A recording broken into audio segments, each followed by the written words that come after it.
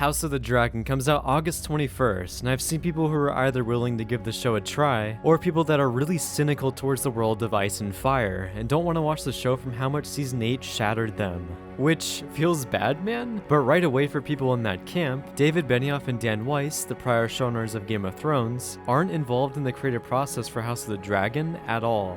So it's a different creative team with different writers. The two showrunners for the show are Ryan J. Condal and Miguel Sapochnik. For anyone who isn't familiar with Miguel, he directed episodes like Hard Home, Winds of Winter, and The Battle of the Bastards. So him being a showrunner to me is great and is essentially cherry-picking the best talent from Game of Thrones. Then, on the flip side, I'm more worried about Ryan Condal. Mainly because this guy has written Rampage and Hercules, which are two critically panned movies. Rampage in particular is a movie where The Rock is friends with a giant gorilla, and they fight other big animals in a city. So yeah, and trusting him as one of the showrunners and him writing 4 of the episodes definitely has me a bit worried. This kind of reminds me of David Benioff, who before working on Game of Thrones made X-Men Origins, which was one of the worst Marvel movies. So hopefully Ryan Condal is much better at writing more dramatic material than blockbuster popcorn movies. Then the rest of the writers for the show are pretty experienced in writing television, so it's hard to judge how well they will do. And on the subject for writing, I think one of the most reassuring aspects is that the source material for House of the Dragon is based on Fire and Blood, and it's finished. The main issue with the Game of Thrones is that George R. R. Martin didn't finish the last 2 books, which led to David and Dan having to match the quality from the first 4 seasons for the later ones, which was practically impossible. For House of the Dragon though, we don't have to worry about that because George R. R. Martin already wrote the ending. However, there is one aspect about Fire and Blood in terms of translation from source material to screen that can be worrisome, which is the fact that Fire and Blood is primarily a telling of events with very little dialogue and characterization. As a comparison, the books for Game of Thrones have internal point of view chapters that are able to thoroughly develop characters, but for Fire and Blood, it's mostly just a maester explaining what happened in the past. So what this means for the TV show is that there will probably need to be a lot more characterization and dialogue that isn't originally in the book, because a TV show needs to have consistent dialogue and fully realized characters to keep viewers engaged. For Game of Thrones, a lot of the original dialogue in the later seasons that David and Dan wrote was terrible, and it stood out like a sore thumb in comparison to George's dialogue. I know there will be different writers for House of the Dragon, but they'll also all have to deliver consistent high-quality dialogue to fill in the gaps created by the TV show format. So it could either be a glaring difference, or it can perfectly blend in and you won't notice what's original and what's new. And obviously the action will be very well executed because Miguel Sapochnik is a master at that. We'll just have to wait and see if the dialogue scenes are as good as Game of Thrones. Looking at some other people behind the scenes working on House of the Dragon, we have the return of Ramin Djawadi,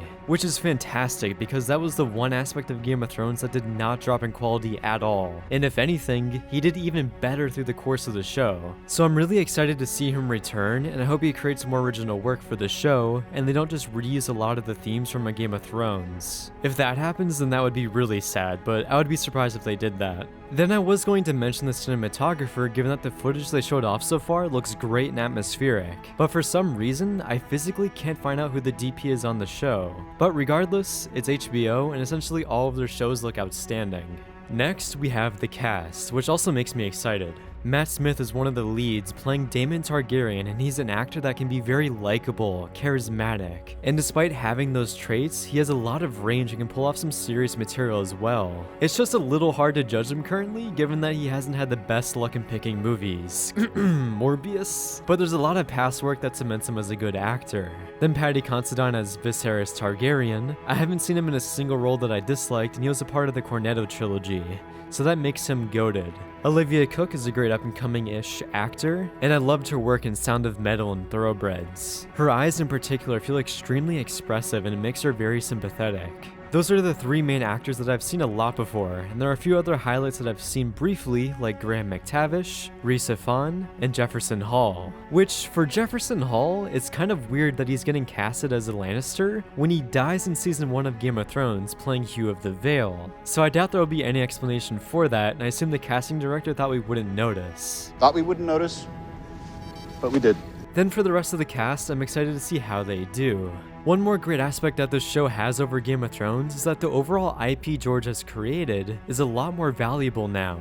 Going into the first season of Game of Thrones, the show had a pretty small budget and the creators were forced to cut out a lot of content, which also led to issues down the line because that cut content early on exponentially blossoms into differing narratives in regards to cutting characters and plot lines. Like, as an example, the producers were really close to cutting out Rickon Stark, which is mind-boggling that almost happened. On top of the fact that Game of Thrones was trying to show an entire War of the Five Kings. So imagine if the first season of Game of Thrones had the budget of what House of the Dragon had for their first season. So since House of the Dragon has a bigger budget, they won't need to make excessive sacrifices, and they won't have to shy away from certain cool sequences because of budgetary issues. That doesn't mean they have an infinite budget, but the creators have a lot more freedom in telling the best story they possibly can, thus upping the potential for the show.